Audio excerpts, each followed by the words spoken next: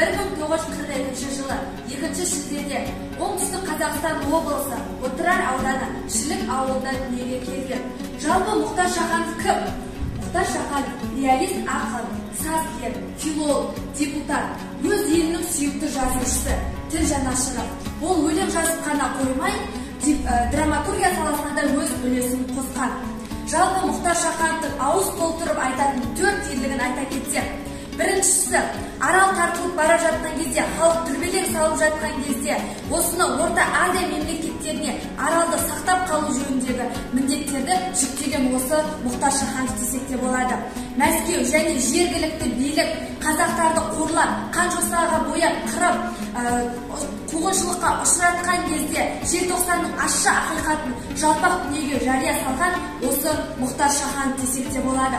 Кеңес одағының озбырлық саясаты ұмыттырған Наурыз мейрамын қайта тірілткен осы Мұхтар Шаханов.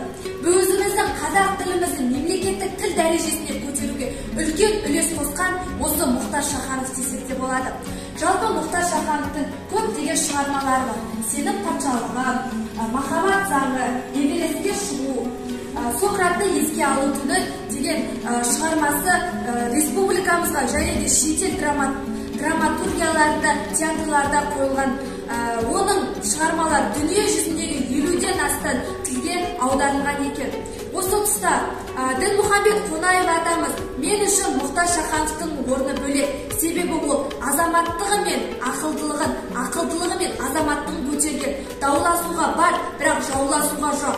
Осындай тіл жанашыры бар, осындай ұлы бар, осындай ақыны бар елдің басқа қандай арманы бар деп Мұхтар Шахановқа өзінің жоғары бағасын берген болатын.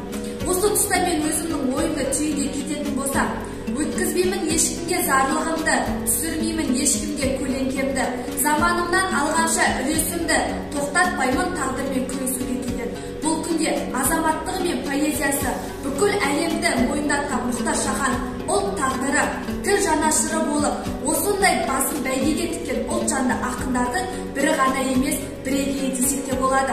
Сол себепті Мұхтар Шахановтың шығармаларын біліп, оқып, келешек ұрпаққа жолдап, тәрбиелеп, оны біз өзімізді патриоттық сезіммен, сүйіспеншілікпен қабылдау бізді перзенттік парызымыз деп білемін.